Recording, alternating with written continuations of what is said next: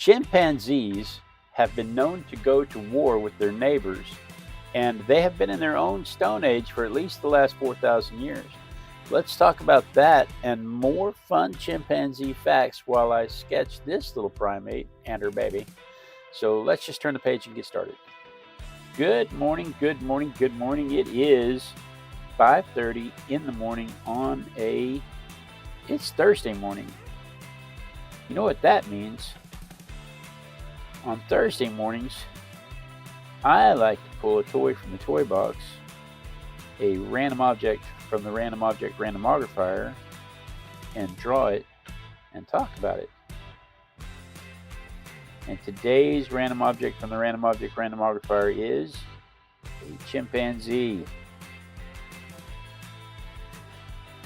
Good morning, Dad. Good morning, Mom, in the chat room. My mom hangs out in the chat room, lets me know if anybody says anything, because I am not somehow skilled enough to draw and talk and read the chat all at the same time.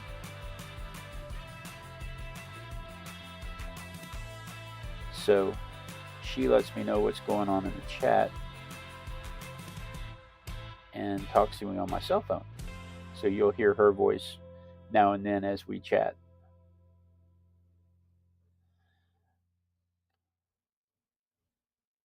Good morning, Rick. Got Rick French in the chat.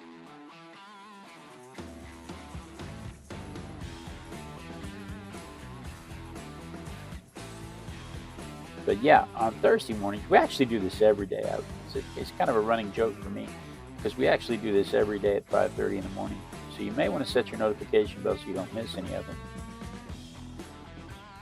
But today's random object from the Random Object Randomogrifier is a chimpanzee and her baby, riding along on her back like she's a pony.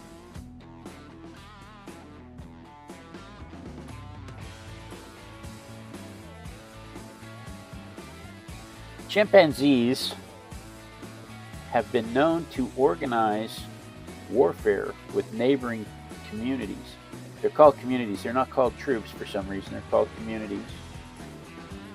You could call them a troop and nobody would argue with you, but they technically refer to them as communities. And Jane Goodall noticed in the early 70s that the Tanzania Gombe National Park, there was a community there that was at war with the neighboring community, and she documented it. And they would ambush each other, they would fight, they would form war parties to go attack each other, and they continued until all of the adult males of one community were dead.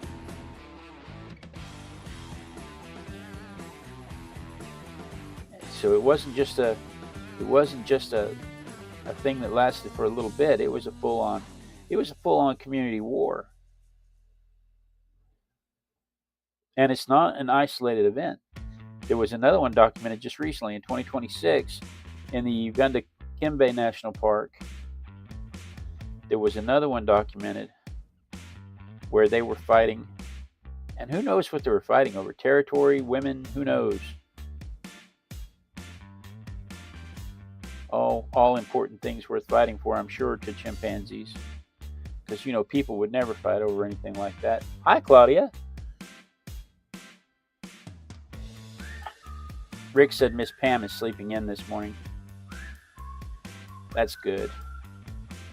My mother and I were talking just the other day about whose idea it was to do this every day at 5:30 in the morning.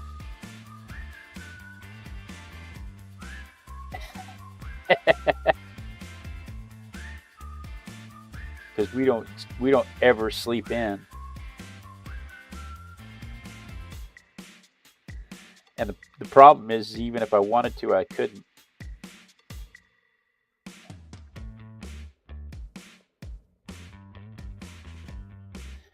chimpanzee communities split into smaller groups throughout the day for hunting and foraging.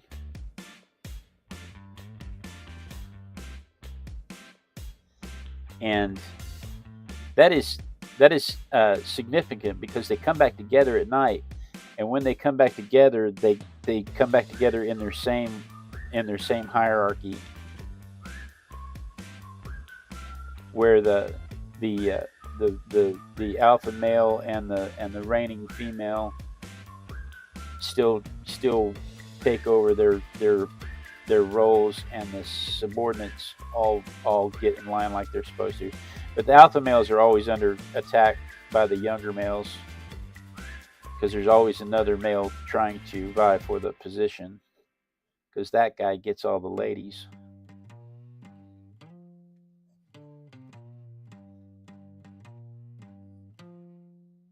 And so it's a constant battle for the alpha males, but they do all come back into their roles every day, and it is believed that that is what allowed them to develop their higher brain function.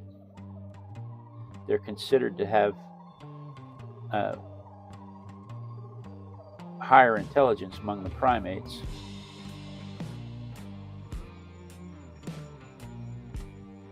And they would have to have higher intelligence among the primates in order to maintain those relationships, to remember where they fit into those relationships.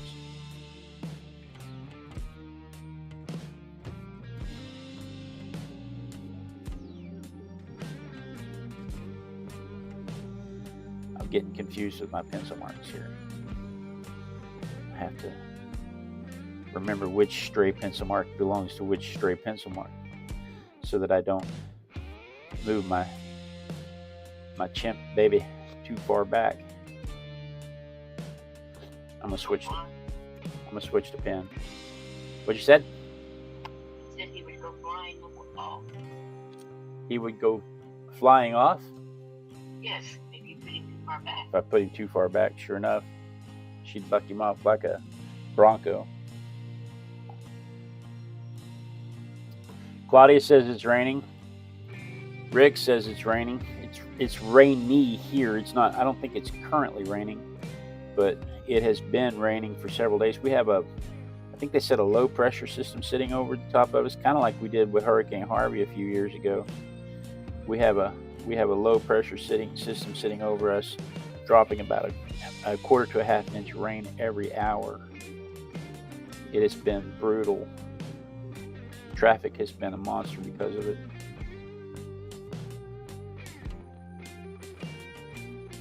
Morning commute has been a load of fun, because when there's an accident on the highway, they move to the community roads.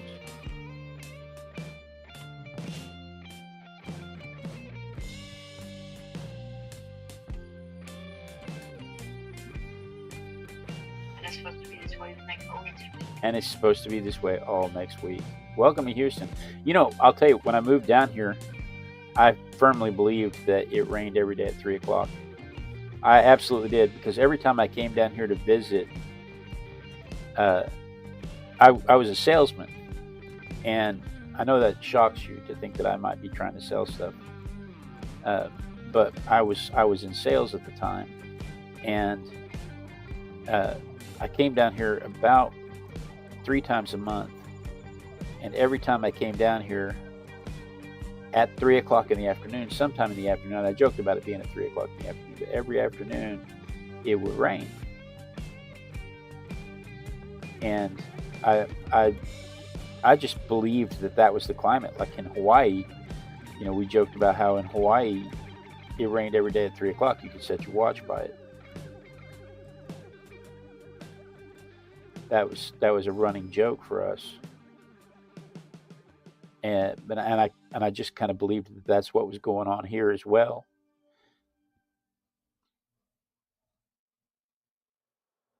In Hawaii, you didn't get 2 inches. Yeah. It was a nice spell. It was a nice, gentle rain. It's right.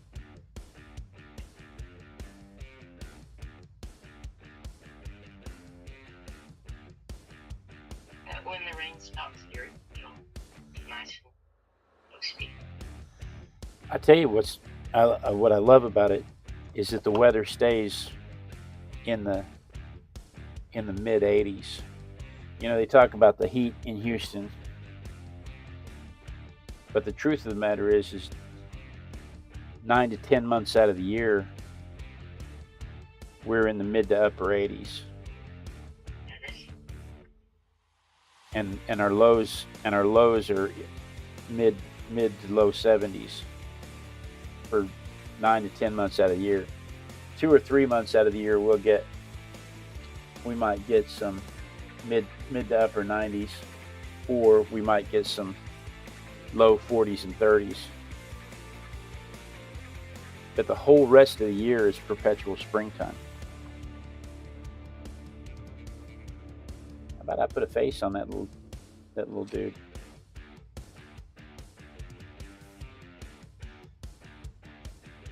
It's a toy, and as much as I want to make that face realistic, it's a toy. I have to remember it's a toy.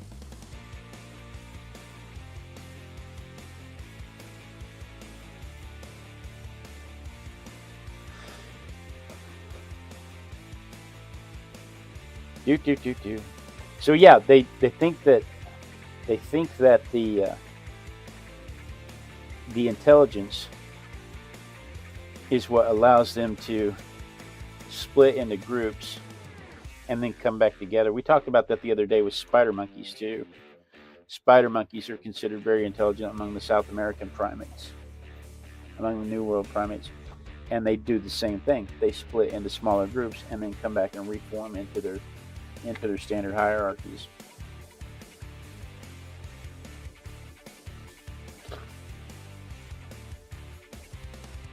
They have a pretty sophisticated set of vocalizations that they communicate with. A series of grunts and howls, facial expressions, body language, and posturing. It's a pretty sophisticated communication system. It's not just, we always associate them just being brute animals, but they actually communicate with each other softly also. That more stuff that Jane Goodall noted, and that other scientists have verified, other anthropologists have studied and verified that they do.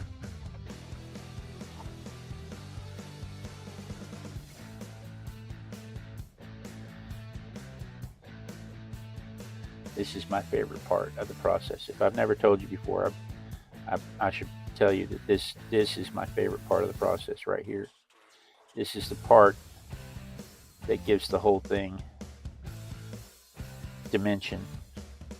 Up until now, it's just lines on a page, right? This is the part that gives it dimension and shape.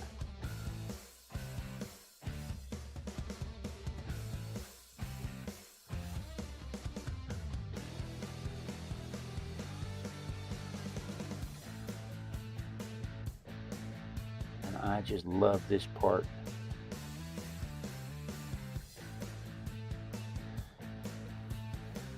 But unlike most, what? I'm sorry, what? There's an artist I just flashed across my Instagram page. Yeah. And that artist was just finished up. She or he does houses, and they're gorgeous houses. And he was, I want to say she because her hands, but she was doing the final touches on it, and she had a little short brush. She was putting the shadows on it, and she said, "This is what finishes it." It makes you wonder if she's watching me, because I don't. If you're on Instagram, and you're not on Instagram much, and you're friends with me on Instagram, then the people who who are also friends with me will come across you as a suggestion, come up for you as a suggestion. So it's very possible. It's very possible that it's somebody we know. It's my feed was just full of different artists. Yeah. Oh sure. Oh sure. I bet.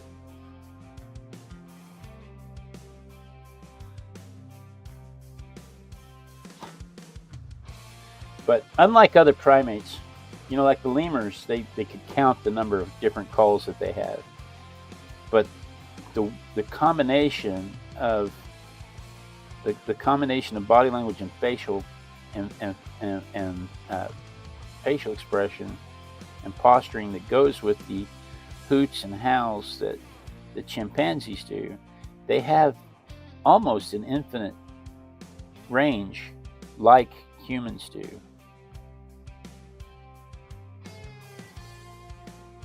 They're about the size of a human teenager.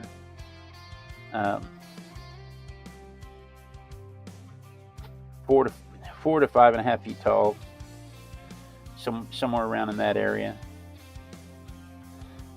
85 to 130 pounds, depending, 70 to 130 pounds, depending on if it's male or female.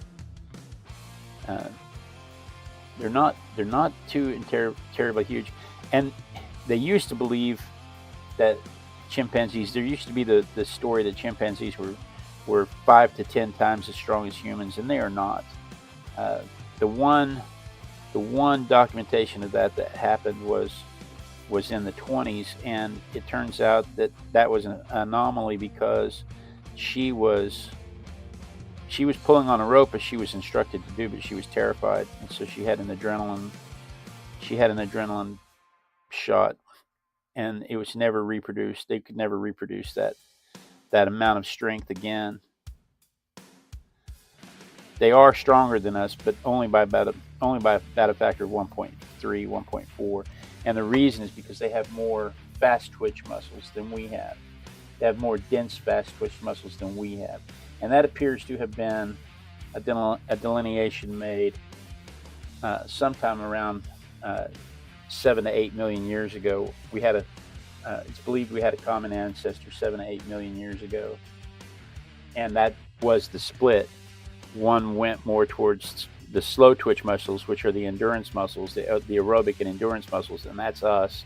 And the other went more towards the fast twitch muscles, which is the brute strength burst of power, and that's the chimpanzees and the bonobos. Let me dry this real quick.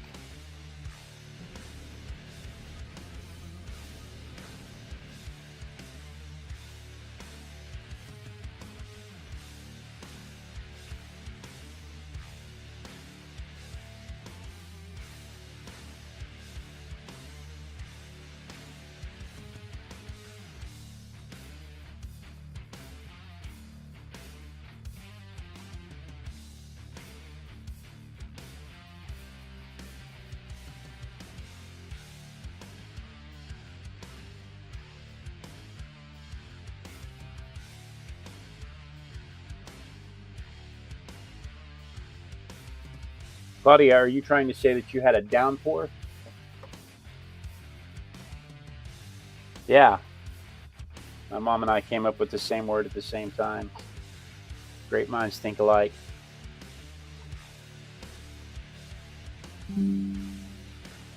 Claudia's in the chat. Claudia's in the chat talking about rain, and she had she says they had it's just gray there now, but they had a giant splash, and she couldn't figure out how to say giant splash in English because Claudia's in the Netherlands. She speaks Dutch and who knows how many other languages. She's brilliant. The fact that she's in the Netherlands speaking English, and she's not translating. She's actually speaking English. I've heard her do it. She's doing way better than me. I barely speak English. I'll tell you what I'm going to do. I'm going to take this vermilion. I'm going to go over the whole thing and warm it up. Then we can come back and do the fur.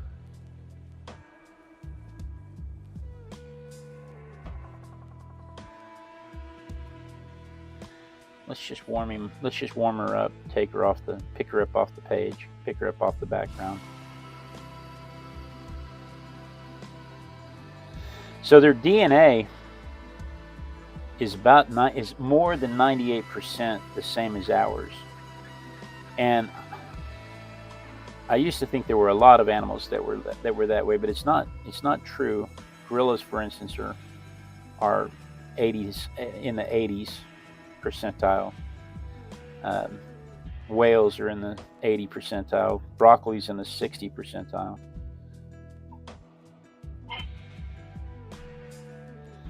But chimpanzees and bonobos are above 98% the same DNA as us, and that's what gives them the impression that we had a common ancestor about 7 to 8 million years ago. The fossil record somewhat supports that, and I say somewhat because everybody's always saying there's no missing link. Everybody always argues if you're arguing against evolution. The biggest argument is that there's no missing link, and when you get to Australopithecus, when you get to Lucy, there's only 1 or 2 bones, and you're trying to say that these 1 or 2 bones are a whole new species, when you only have the one. You don't have multiple specimens. You don't have tens of thousands of them.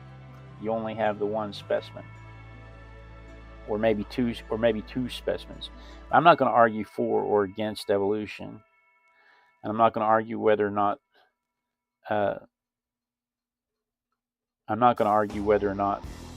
Lucy is in that chain of events.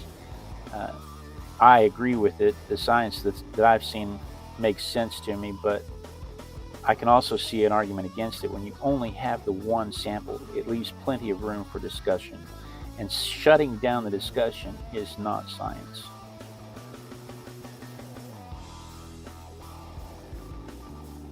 So the argument is that they can also look at the modifications in our mitochondria, and they can count the modifications in the mitochondria, and that coincides with the 7 to 8 million year mark. So it confirms what the paleontologists found, except that it's what they were looking for. And it's easy to confirm something you're already looking for. So there's a strong argument. There's a strong argument that Australopithecus may or may not be the animal they think it is, but it's a pretty good bet that it's at least in the family.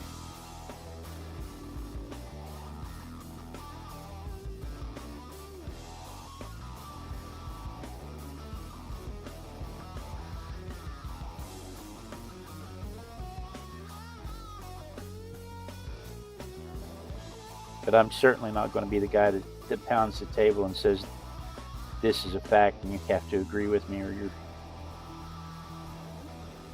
you're not getting funded.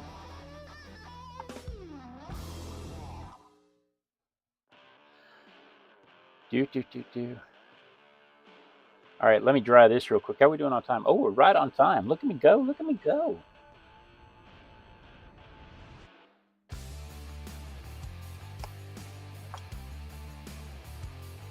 Let me dry this real quick and then we can ink it.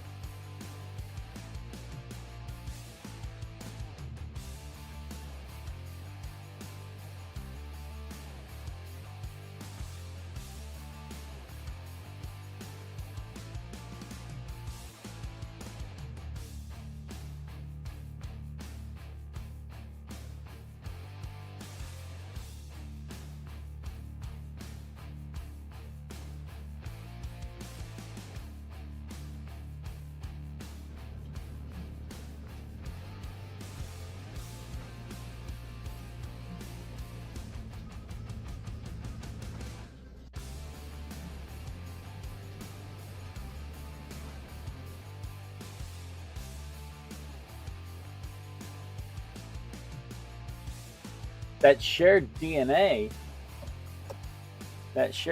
makes them susceptible to most of our diseases.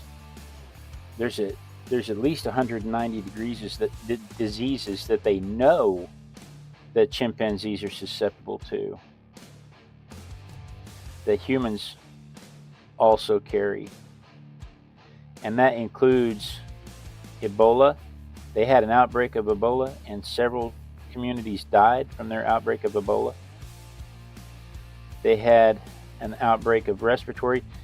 People have given chimpanzees a cold, and just like with the Aztecs and the Native Americans, the cold was enough to decimate the community because they didn't have the immunity from the standard diseases.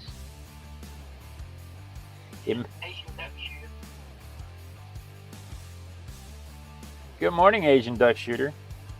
But that makes them, that makes it difficult to study them because they're susceptible to all of the same diseases. And so when we go out amongst their communities, when we go out amongst the cattle or lion communities in Africa, we don't run the risk of giving them the flu and killing them off, or at least we don't think so.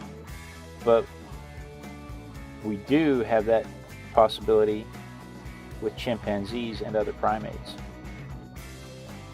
and that's well documented.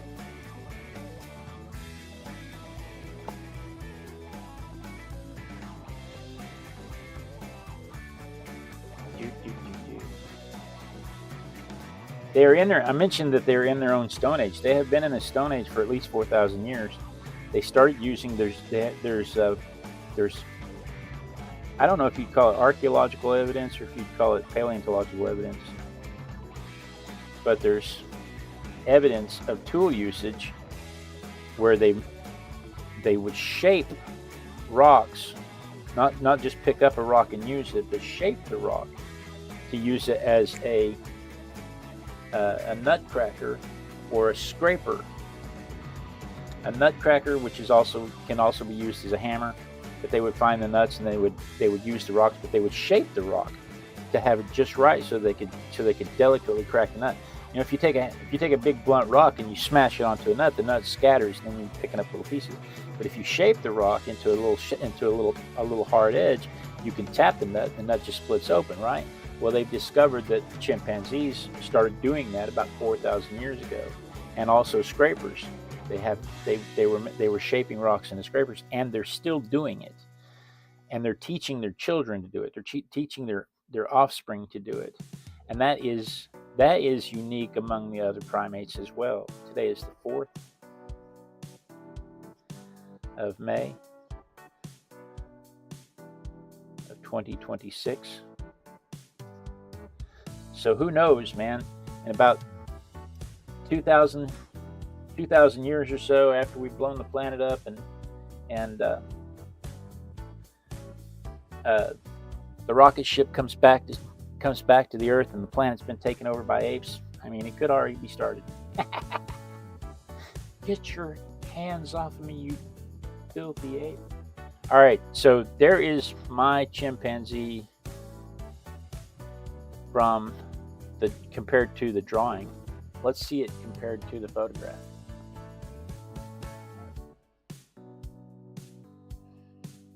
I have to leave the dam jokes to yesterday when we drew the Hoover Dam. I can't use the dam jokes today.